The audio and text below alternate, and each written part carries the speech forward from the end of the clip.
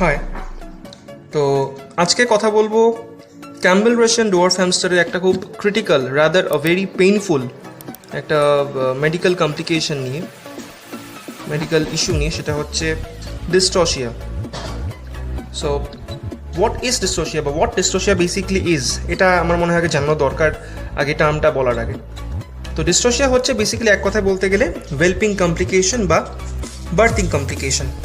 বাংলায় বলতে গেলে বলা ভালো যে একটা মা যখন বাচ্চা প্রসব করছে, সেই ডেলিভারি হওয়াকালীন, সেই প্রসব ক্রিয়া চলাকালীন সেই প্রসব ক্রিয়াটা ঠিকঠাকভাবে হতে পারে না, বাচ্চা প্যাসেজ দিয়ে ঠিকভাবে ঠিক পদ্ধতিতে বের হয় না, বাচ্চা অনেক ক্ষেত্রে ঘুরে যায়, আটকে যায়।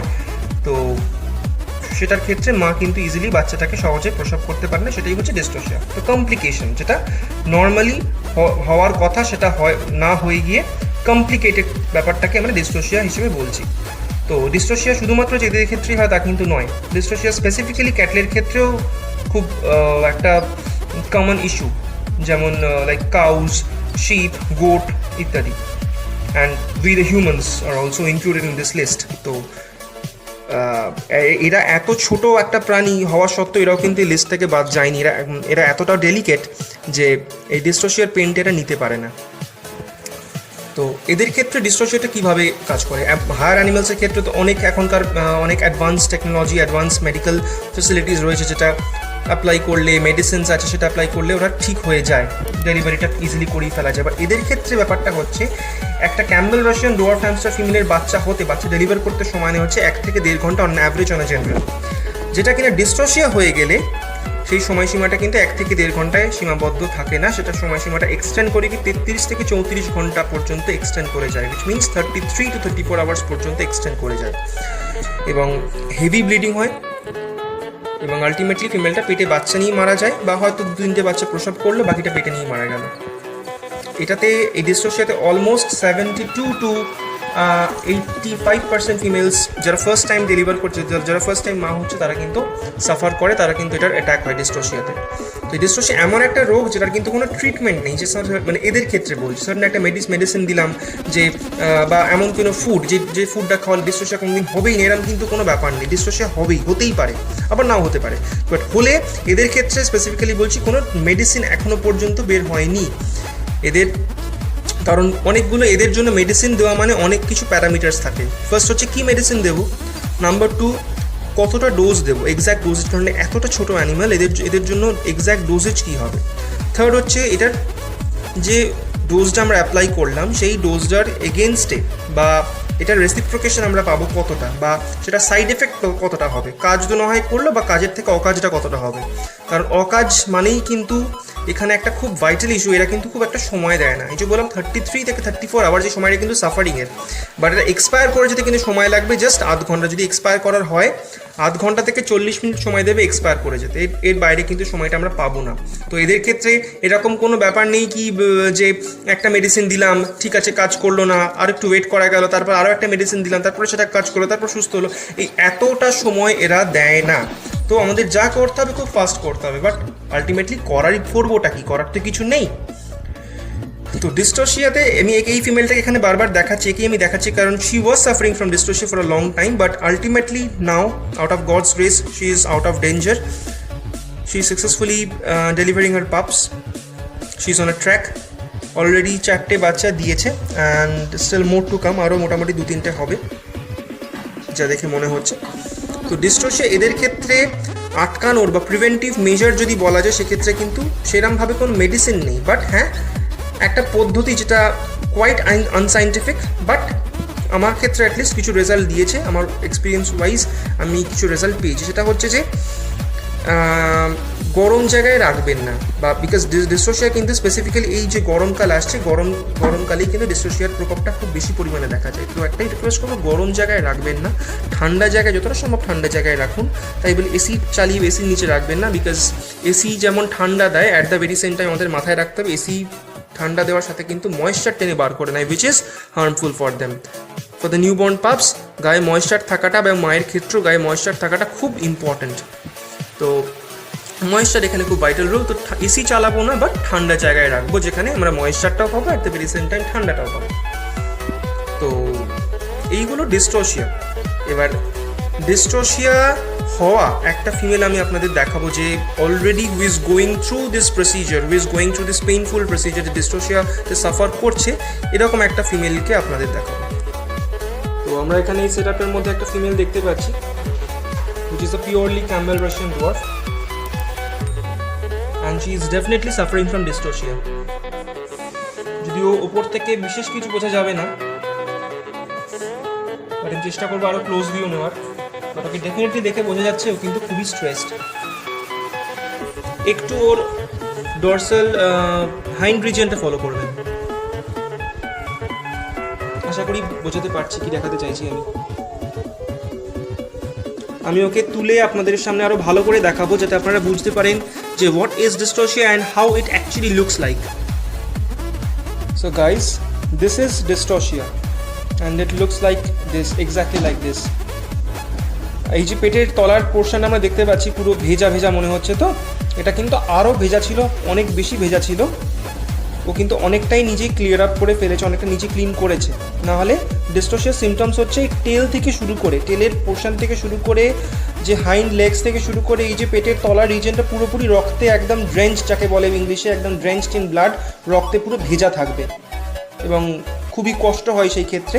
So this is dystocia. ও অলরেডি একটা বাচ্চা ডেলিভার করতে পেরেছে অনেক কষ্টে, and she is still heavily pregnant, still more to come. যদি এই ডিজিজটার কোনো ট্রিটমেন্ট হয় না, but still I will try my level best, যতটা আমার পক্ষে সম্ভব, যতটা আমার এক্সপিরিয়েন্স, যতটা আমার স্কিল আমার রয়েছে, আমি সেটা আমার নলেজ যা রয়েছে সমস্ত কিছু দিয়ে আমি চেষ্টা করবো ওকে তাড়াতাড়ি সুস্থ করে তোলার, যতটুকু আমি পারবো। তো যাই হোক, ওকে আমি আর বেশিক্ষণ এখানে আটকে রাখবো না, এইভাবে ধরে রাখবো না, because she is already stressed, শরীরটার খুবই খারাপ। তো ওকে যতটা সম্ভব বেটার একটা কোজি এনভায়রনমেন্টে রাখবো, যতটা তাড়াতাড়ি সম্ভব ওকে আমি সুস্থ করে তোলার চেষ্টা করবো। আমাদের কয়েকটা ইমেজ দেখাচ্ছি, যে ইমেজগুলো খুব ক্লিয়ারলি ইলাস্ট্রেট করছে অ্যাকিউট ডিস্ট্রোসিয়া হলে এক্স্যাক্টলি কীরকম দেখতে লাগে। ইমেজগুলো খুব ভালো করে লক্ষ্য করবেন।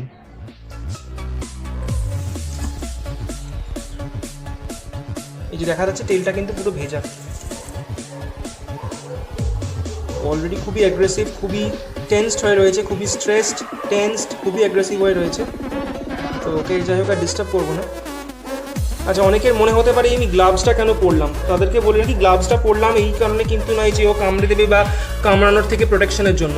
গ্লাভসটা আমি সেই কারণেই পরেছি, কারণটা হচ্ছে যে ওর থেকে ইন্টারনাল ব্লিডিং হচ্ছে, ঠিক আছে? তো ইন্টারনাল ব্লিডিং না, ব্লিডিং হচ্ছে বেসিক্যালি। তো ব্লিডিংটা থেকে যাতে কোনোভাবে আমার হাত 100% স্যানিটাইজ করা সত্ত্বেও, স্যানিটাইজ থাকা সত্ত্বেও যাতে কোনো রকম কোনো ইনফেকশন, কোনো রকম যাতে কোনো জার্মস ওর প্রতি আমার তরফ থেকে যেতে না যেতে পারে, তার জন্য আমি কিন্তু ওর সেফটির জন্য গ্লাভসটা পরলাম, আমার কোনো সেফটির জন্য নয়, শুধুমাত্র ওর সেফটির কথা মাথায় রেখে। কারণ অনেকে দুমদাম হ্যামস্টার ধরে হাতে তুলে নেন, সেটা আমি সবাইকে যতটা সম্ভব রেকমেন্ড করি, বারণ করি যে হ্যামস্টার হাতে ধরে তুলবেন না, স্পেশালি যখন এরকম একটা সিচুয়েশনের একটা কেস চলছে। সেই ক্ষেত্রে তো একেবারেই আমাদের যতই আমাদের হাত ধোয়া থাক, যতই আমাদের হাত পরিষ্কার থাক, কখনোই হাতে ডাইরেক্টলি তুলে নেওয়া উচিত নয়। তো এই ভিডিওটা আমি অলমোস্ট 28 আওয়ার্স পর শ্যুট করছি, যেখানে আপনারা দেখতে পাচ্ছেন she is happily nursing her pups, she is out of danger now. যেই কমপ্লিকেশনটা হয়েছিল, যে ফ্যাটালিটির চান্সেসটা হয়েছিল, সেটা একদমই কমে এসছে, আর অনেস্টলি বলতে গেলে ফ্যাটালিটির কোনো চান্স নেই। তো আমরা দেখতে পাচ্ছি, একটু ক্লোজ ভিউ নেব, শি ইজ উইথ হার পাপস। টোটাল 6টা বাচ্চা হয়েছে, বাট তার মধ্যে 2টো মরা। তো এটা আমি বলছিলাম যে ডিস্ট্রোসিয়া হয় কেন। ডিস্ট্রোসিয়ার কিন্তু এটাও একটা কারণ, পেটের ভেতরে যদি বাচ্চা মরে যায়, ইউটেরাসের ভেতরে যদি বাচ্চা এক্সপায়ার করে যায়, সেক্ষেত্রেও কিন্তু ডেলিভারিতে অনেকটা ডিলে হয়। তো যার জন্য কি হয়, ফার্স্ট ট্র্যাকেতে ফার্স্ট যে বাচ্চাগুলো থাকে, বা একটা বা দুটো বাচ্চা থেকে থাকে, বা একের অধিক বাচ্চা, বা ধরুন একটা বাচ্চাও যদি মারা গিয়ে থাকে, তাহলে কিন্তু ওই একটা ডেড ফিটাসের জন্য বাকি ফিটাসগুলো কিন্তু প্যাসেজে আটকে যায়, তারা কিন্তু ডেলিভার হতে পারে না ইজিলি। বিকজ মা যেরকম কন্ট্রাক্ট করছে, মায়ের কন্ট্রাকশন বা মায়ের লেবার পেনের সাথেও কিন্তু আরেকটা ভাইটাল পয়েন্ট, বাচ্চা যখন মুভ করে, যদি বাচ্চাটা অ্যালাইভ থাকে, বাচ্চাটা কিন্তু মুভ করবে, এবং বাচ্চার যে মুভমেন্ট, মা যখন প্রেশার দিচ্ছে, যখন কন্ট্রাকশন হচ্ছে মায়ের, তার সাথে বাচ্চা যখন মুভ করছে, ওটা কিন্তু মাকে আরও একটা স্টিমুলেশন দেয়, যার জন্য মায়ের পক্ষে ডেলিভারি করাটা বা লেবারে আসাটা অনেক ইজি হয়ে যায়। বাট সেক্ষেত্রে বাচ্চা যদি মারা গিয়ে থাকে, তাহলে কিন্তু বাচ্চার তরফ থেকে কোনো রকম কোনো স্টিমুলেশন মায়ের কাছে যাবে না, এবং সেই ক্ষেত্রে ব্যাপারটা পুরোপুরি ডিলেড হয়ে যায়। আর যেটা অনেক ক্ষেত্রে ফিমেলটা মারা যেতে পারতো, but fortunately she is completely out of danger now. তো 6টা বাচ্চা হয়েছিল, এখানে এখন 2টো মারা গেছে, 4টে একদম সুন্দর সুস্থ বাচ্চা আছে। তো এই যে এই দুটো ডেড ফিটাস, যেটা পুরোপুরি এক্সপায়ার করে গেছে, মানে পেটের ভেতরেই এক্সপায়ার করে গেছিলো, যার জন্য ডেলিভারি প্রসিডিউরটা এতটা দেরি হয়।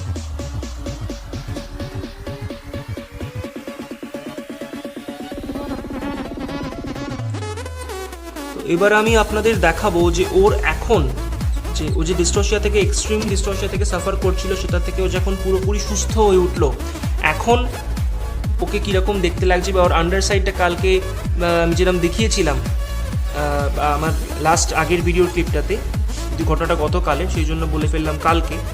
তো তখন কীরকম ছিল, আর এখন ওর আন্ডার সাইডটা এক্স্যাক্টলি কীরকম হয়েছে আফটার গেটিং কিওর। তো এই যে ওর আন্ডার সাইডটা আপনারা দেখতে পাচ্ছেন, কমপ্লিটলি সুস্থ, পরিষ্কার, নিপলসগুলো প্রত্যেকটা দেখা যাচ্ছে, বিকজ শি ইজ নার্সিং। কোনো রকম ব্লাডের আর সেরকমভাবে কোনো সাইন নেই। কালকে এই জায়গাটা পুরো আন্ডার সাইডটা কিন্তু পুরো রক্তে একদম ভেসে যাচ্ছিল, পুরো ভেজা ছিল। এখনও সুস্থ হয়ে গেছে। She has successfully delivered the entire litre. তো যার জন্য এখন কিন্তু কোনো রকম কোনো ব্লাডের সাইন, কোনো রকম প্রবলেম আমরা নোটিস করছি না, which is a very fortunate moment for us all. তোকে আর বেশিক্ষণ ধরে রাখবো না, তোর জায়গায় ফিরিয়ে দেবো।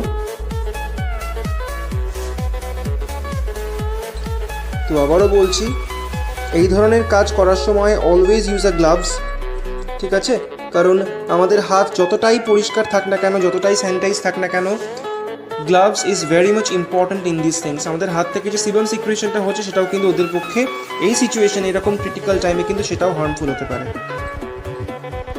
So always use a medical gloves before coming in two such things, before operating such things rather. তো গ্লাভসটা এখানে কিন্তু খুব ইম্পর্ট্যান্ট। পরিষ্কার যে কোনো মেডিকেল স্টোরে পাওয়া যায় এই ধরনের গ্লাভস, কিনে নেবেন, তারপর এই ধরনের কাজে হাত দেবেন। তো আলটিমেটলি আপনাদেরকে দেখালাম পুরো ব্যাপারটা, ডিস্টোসিয়া কীভাবে হয়, কীরকম দেখতে লাগে, এবং কীভাবে ফিমেলটা সুস্থ হয়ে উঠলো আমার। তো সবাইকে এটাই একটা রিকোয়েস্ট করবো যে ডিস্টোসিয়ার যেমন কোনো ট্রিটমেন্ট জানা নেই, যেমন কোনো সাইন্টিফিক প্রিভেন্টিভ ট্রিটমেন্ট এই ছোটো রোডেন্টগুলোর ক্ষেত্রে আমাদের জানা নেই, সেক্ষেত্রে আমরা কিন্তু কোনো ট্রিটমেন্ট নেই বলে হাত পা ছেড়ে বসে থাকবো যে না ট্রিটমেন্ট তো হয় না, তো অতএব কোনো রকম হেল্প করে বা কোনো রকম মেডিকেল অ্যাসিস্ট্যান্স বা কোনো রকম চেষ্টা করে কী লাভ, so let her die. Not that, কখনোই সেটা কিন্তু করবো না। কারণ এইটুকু একটা ছোট্ট প্রাণী যখন এতটা কষ্ট করতে পারছে, এতটা যখন চেষ্টা করতে পারছে নিজের প্রাণটাকে রক্ষা করার, নিজের বাচ্চাগুলোকে রক্ষা করার, এতটা যখন সে লড়াই করতে পারছে, তো আমরা কিন্তু we being humans, we being their caretakers, আমাদেরও কিছু দায় পড়তায় বা অনেকটাই দায় পড়তায় ওদেরকে কিছু না পারি অন্তত সাহায্য করতে। তো সাহায্যটুকুন আমরা সবসময় করব, সর্বদা করব। তো আজকে এই সাহায্যটুকুন করেছিলাম বলে, কারণ সবসময় কিন্তু যেহেতু ফ্যাটালিটির চান্সেস প্রচুর বেশি এই ডিজিজটার ক্ষেত্রে, আমি বারবার বলছি, তো তার মানেই যে একদম অবধারিত, খুব একদম সার্টেন যে হলেই ডিস্টোসিয়া হলেই ফ্যাটালিটি হয়ে যাবে, ডিস্টোসিয়া হলেই যে ক্যাজুয়ালিটি হবে, ডেথ হয়ে যাবে, তা কিন্তু নয়। অনেক ক্ষেত্রে লাক ফেভার করে, বা আমাদের যে এফার্ট বা কি বলবো, sometimes we get very much fortunate, and here is the result.